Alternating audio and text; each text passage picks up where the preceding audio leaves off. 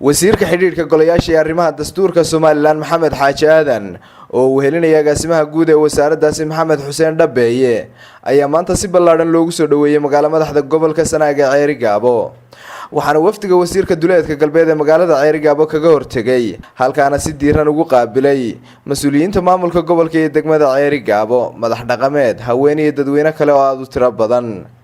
waxaana ugu horeynba halkaasi ka hadlay suduha wasaaradda xiriirka golayaasha ee arrimaha dastuurka ee gobolka Sanaag Cadnaan Madar Ducaale iyo barasaab ku-xigeenka gobolka Sanaag Ismaaciil Cabdi Xasan kuwaasoo halkaasi ka soo jeediyay eriyo soo dhaweyna waxaan maanta soo dhaweynay wafdi ballaaran oo aad u culus oo hogaaminayo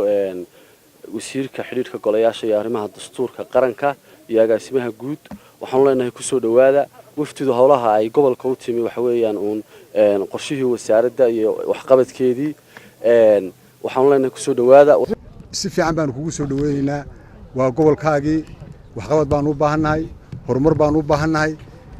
aad iyo aad baan kugu soo dhaweynaynaa xafiisyadaadii iyo golaha meeshii waanu diyaar garaynay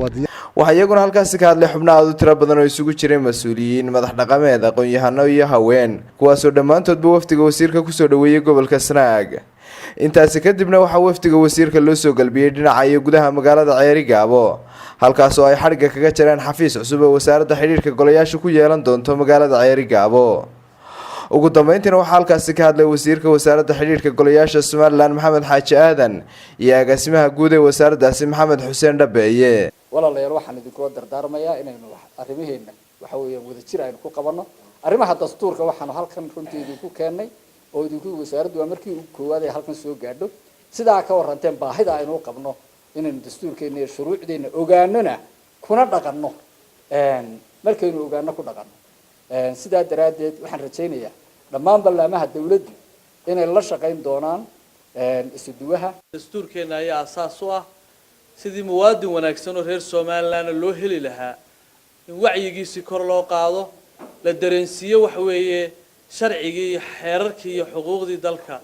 iyo dadka reer Soomaaliland ka dhaxaysay insha Allah waxaan rajaynaynaa arrintan si wanaagsan isaga kaashan doono uga wada shaqayn doono waa Yunis Sheekh Ahmed Universal TV Ceerigaabo